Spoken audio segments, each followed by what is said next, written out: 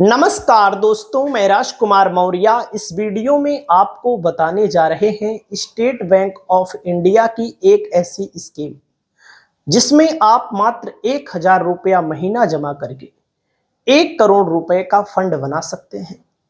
आप लोग पूरी वीडियो को देखिए। आप लोगों से अपील है कि अपनी राय को कमेंट जरूर करिए। तो दोस्तों, इसमें आपको दो तरह की स्कीम हम बताएंगे। एक है 1,000 रुपया महीना जमा करके और एक है इकट्ठा पैसा जमा करके कैसे बनाया जा सकता है करोड़ों रुपए का फंड। देख सकते हैं दोस्तों, एसबीआई का बेस्ट प्लान 2026 लिखा है आपके सामने। सिर्फ एक बार में 25,000 रुपया जमा करो और उसके बाद भूल जाओ। तो कैसे करोड़ों रुपए तक का फंड ये पहुंच सकता है, बाकी 1,000 रुपए की स्कीम तो आपको बताने जा रहे हैं। दोस्तों, एसबीआई आप सबको पता है कि देश का सबसे बड़ा व्यापारिक बैंक है, सबसे बड़ा व्यापारिक बैंक है।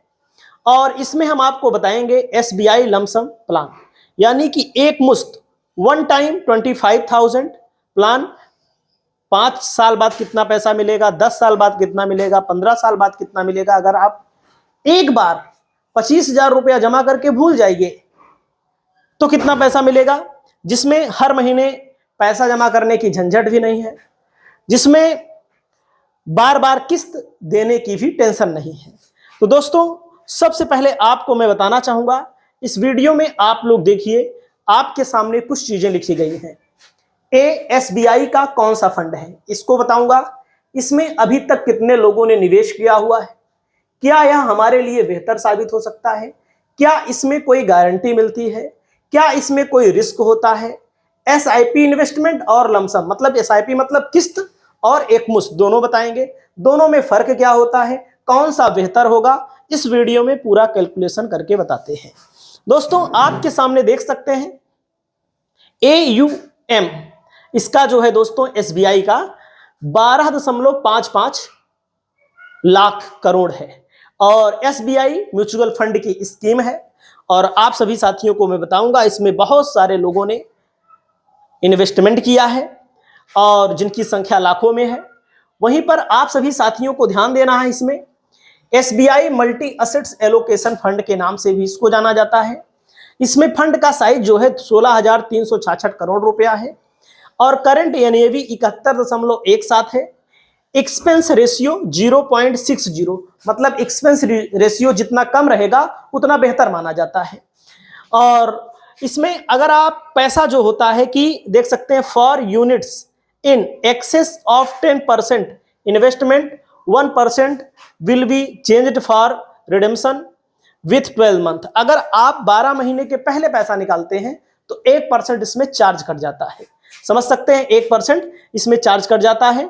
और दोस्तों, आप सभी साथियों को मैं बताना चाहूंगा, आपको ध्यान देना है, इसमें मल्टी असेट्स एलोकेशन इंडेक्स है और रिस्क मीटर अगर आप यहां पर देखेंगे तो देखो, जहां रिस्क ज्यादा है वहीं पर पैसा भी है, जहां रिस्क नहीं वहां पैसा नहीं। तो इन सब चीजों को आपको सोच लेना है, विचार लेना है, अपने वित्तीय सलाहकार से सलाह लेकर ही इन्वेस्ट करना है। क्योंकि देख सकते हैं रिस्क मीटर इसमें वेरी हाई है, मतलब बहुत ज्यादा रिस्क इसमें रहता है, इसको सोच समझ लेना। दोस्तों, इसमें आपको ध्यान देना है, एसआईपी मिनिमम जो की जाती है मंथली वाली 500 रुपए से शुरुआत होती है, लेकिन जो लमसम वाली की जाती है इसमें 5,000 रुपए से शुरुआत होती है। मिनिमम जो 500 रुपया है ये महीने का होता है। और मैं आपको बताना चाहूंगा, और इसमें जो लमसम होता है, एक मुश्त जो होता है दोस्तों, इसमें 5,000 रुपया महीना, मतलब 5,000 रुपया एक बार में है और अधिकतम कोई लिमिट नहीं, अधिकतम जो आपकी हैसियत हो उसको आप कर सकते हैं। तो एसआईपी और लमसम में आपको यहाँ पर थोड़ा से समझाते हैं। इसमें सिस्टमेटिक इन्वेस्टमेंट प्लान, एसआईपी मतलब इन्वेस्टमेंट प्लान में जब मार्केट नीचे होता है तब ज्यादा यूनिट मिलते हैं। मार्केट जब नीचे रहेगा एसआईपी कराएंगे तो ज्यादा यूनिट मिलेगा, मार्केट जब ऊपर होता है तो कम यूनिट मिलते हैं। लॉन्ग टर्म में एवरेज वाइन को बैलेंस कर देता है और एसआईपी बिगिनर्स के लिए बेहतर विकल्प हो सकता है। दोस्तों, यहां पर ध्यान दीजिएगा, लमसम लमसम जो होता है, एक मुश्त जो होता है, इसमें क्या होता है, मार्केट एक्सपीरियंस ज्यादा होगा, आपके पास मार्केट का एक्सपीरियंस हो तब इसमें इन्वेस्ट करिए तो बेहतर होगा आपके लिए। वैल्यूएशन करने की क्षमता हो, शॉर्ट टर्म में आपके अंदर रिस्क लेने की क्षमता हो, तब आप इसमें इन्वेस्टमेंट करिएगा। मतलब कि और आपके सामने मैं आपको बताना चाहूंगा, जैसे मान लो आपके पास 5 लाख है, 5 लाख इन्वेस्टमेंट करना चाहते हैं, याद रखिएगा अभी 25,000 वाला भी बता रहे हैं, 1,000 रुपया महीना वाला भी बता रहे हैं। तो इसमें अगर कोई इन्वेस्टमेंट करता है तो दोस्तों अगर आप एक मुश्त करेंगे तो लॉस होने के चांस ज्यादा है, इसको ध्यान दीजिएगा। शॉर्ट टर्म में रिटर्न निगेटिव बन सकता है। और मैं आपको बता दूं, SIP के थ्रू थोड़ा थोड़ा इन्वेस्टमेंट करके आप बड़ा फंड बना सकते हैं। एक जानकारी और आपके लिए मैं बताना चाहूंगा, समय देना पड़ता है इसमें। मतलब कि ये नहीं कि आज आपने लगा दिया तो 10 दिन बाद चेक कर रहे हैं, 20 दिन बाद, 25 दिन बाद। इसमें अगर आप ज्यादा समय जितना देंगे उतना आपके लिए फायदा रहेगा। दोस्तों आपकी जानकारी के लिए मैं बता दूं, ज्यादा बेहतर तो SIP ही होता है।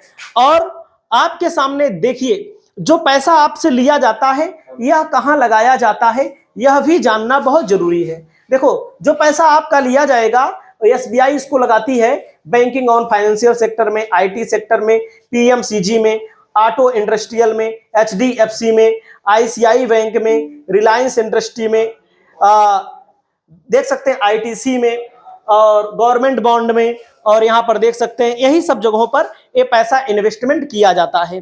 दोस्तों आपको आगे मैं बताना चाहूंगा कि यहां पर देखिएगा, इसमें जो होल्डिंग एनालिसिस होता है, इक्विटी शेयर जो रहता है 60% से लेकर 65%, डेप्ट जो होता है 20 से 25%, गोल्ड जो होता है 10 से 15%, कैश जो होता है 2 से 3%। लास्ट 5 ईयर का यहां पर आपको एक्सपीरियंस देखना है, 10 ईयर का आपको एक्सपीरियंस देखना है कि परफॉर्मेंस क्या रहा है। लास्ट 1 ईयर में 17%, 3 ईयर में 19%, लास्ट 5 ईयर में 15%, लास्ट 10 ईयर में 20%, और कुल मिलाकर के अगर आप देखेंगे, देखो 20% इसको कैलकुलेशन अगर आप कर सकते हैं तो एक एवरेज मान लीजिए भाई 17 है, 19 है, 15 है, 20 है, तो इसको आप नॉर्मल 18 मान लीजिए कि कम ज्यादा होते हुए 18% तक यहाँ पर आपको फायदा मिल सकता है। दोस्तों यहाँ पर शॉर्ट टर्म मतलब अगर 12 महीने के अंदर पैसा निकालेंगे तो 20% आपको, जितना यूनिट सोल्ड करेंगे, जितना यूनिट बेचेंगे, उस पर जो फायदा होगा उस पर टैक्स देना पड़ेगा। जैसे जितने का भी आपने बेचा, 1 लाख का सामान अगर आपने 1,20,000 में बेचा तो उसी 20,000 पे 20% टैक्स लगेगा। दोस्तों लॉन्ग टर्म में 1,25,000 तक टैक्स फ्री होता है फाइनेंशियल ईयर में, और 1,25,000 तक यहां पर टैक्स फ्री होता है। तो जैसे एक्सपेक्टेड रिटर्न अगर आप मानेंगे 18%, तो आपको यहां ध्यान देना है। मान लीजिए आप SIP वाला कराना चाहते हैं, 1,000 रुपया महीना वाला कराना चाहते हैं, तो 5 साल में अगर आप पैसा निकालते हैं, 1 महीने में 1,000, 12 महीने में 12,000, 5 साल में कितना पैसा हुआ 12,000 के हिसाब से, 12,000 के हिसाब से 60,000 रुपया 5 साल में अगर आपका इन्वेस्टमेंट हो गया, वो बढ़ता जाता है कैलकुलेट होता जाता है। बात समझ रहे हैं? 60,000 रुपया लग गया तो धीरे धीरे एक्सपेक्टेड रिटर्न, अनुमानित जो रिटर्न है, अनुमानित जो इनकम होगी, 60,000 रुपया आपने थोड़ा थोड़ा करके जमा किया, 5 साल बाद 60,000 पे 34,009 रुपया फायदा होगा, रिटर्न हो सकता है। और 60,000 जो आपने लगाया है और 34,009 रुपया, 94,009 रुपया टोटल हो गया। उसके बाद 10 साल के बाद अगर आप बात करेंगे दोस्तों, 1,89,080 रुपया रिटर्न मिलेगा। जो क्योंकि अगर आप 10 साल बाद चेक करेंगे तो भाई 5 साल में 60,000 लगाया तो 10 साल में 1,20,000 लगा देंगे ना, 1,000 भरते जाएंगे तो उसी 1,20,000 में रिटर्न 1,89,080, और जो लगाया है 1,000 जमा करके, टोटल पैसा आपका हो जाएगा 3,09,080। 15 साल में 6,21,110 होगा, टोटल पैसा हो जाएगा 8,01,110। 20 साल में 16,86,754, और अप्रॉक्स वैल्यू जितना आपने 1,000 करके जमा किया उस पर 16,86,754 तक का रिटर्न मिल सकता है, और 19,26,754 रुपए आपकी पूरी वैल्यू हो जाएगी। 30 साल बाद 99,43,395 रुपये, क्योंकि ये सब लॉन्ग टर्म के लिए होता है। 99,43,395 रुपया आप 1-1 हजार करके जो जमा करते गए 30 साल तक अगर आप जमा कर ले गए तो आपके पैसे की वैल्यू जो हो जाएगी टोटल 1,03,93,395 और इस पर रिटर्न इतना मिलेगा। अगर मान लीजिए अनुमानित तौर पर लमसम अगर आपने 25,000 जमा कर दिया, हर महीना किस्त की झंझट नहीं, रिस्क होता है, मैंने आपको शुरू में बता दिया है, कई बार बता दिया है, जहां रिस्क है वहीं पैसा है, एकदम साफ बात है। 5 साल के लिए अगर आपने 25,000 जमा करके छोड़ दिया तो आपका 25,000 5 साल में 32,000 रुपया पैदा कर देगा, पैदा मतलब कि फायदा करा देगा। तो 20,000 प्लस 32,000 194, आपका 20,000, आपका 25,000 कितना पैसा हो गया 5 साल बाद? 57,000। अगर आपने एक के बार 25,000 जमा किया, उसको 10 साल के लिए छोड़ दिया, 10 साल के लिए छोड़ दिया तो 1,05,000 रिटर्न होगा, 1,30,846 रुपया वैल्यू हो जाएगी। अगर आपने 15 साल के लिए छोड़ दिया तो 2,74,344 रिटर्न हो जाएगा। अप्रॉक्स वैल्यू अनुमानित है 2,99,344 हो जाएगी। 25 साल के लिए अगर आपने छोड़ दिया तो 15,41,716 रुपया आपका रिटर्न बनेगा दोस्तों, रिटर्न, और ये पैसा आपका 15,66,716 रुपया हो जाएगा। एक ही बार 25,000 जमा है, जितना लेट पैसा लेंगे उतना ज्यादा आपका पैसा बन सकता है।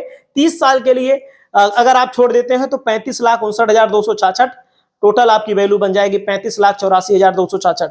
35 साल के लिए छोड़ देते हैं, अगर हमारी 30 साल की उम्र है, अभी मान लीजिए 30-32 साल की उम्र है तो हम 35 साल तक ले सकते हैं, हम 20 साल तक भी ले सकते हैं, जैसे जिसकी आवश्यकता हो। 35 साल के लिए अगर आपने लिया 81,74,932 रुपया रिटर्न मिलेगा, 81,99,932 रुपया टोटल आपकी वैल्यूएशन हो जाएगी। दोस्तों एसबीआई के इस 25,000 के प्लान को लेकर आपकी क्या राय है? 1,000 रुपया मात्र जमा करके आप करोड़ों का फंड बना सकते हैं। लेकिन भैया मैंने शुरू में बताया कि आप लोग सलाह लीजिए, आप लोग सोचिए, क्योंकि रिस्क जहां है वहीं पैसा है, और इन सब चीजों में चाहे शेयर मार्केट हो वहां भी रिस्क है, एसआईपी कराओगे तो वहां पर रिस्क है, हर जगह रिस्क ही रिस्क है, क्योंकि व्यवसाय में भी बहुत बड़ा रिस्क होता है। तो आप लोग अपनी राय को कमेंट करिए। नमस्कार।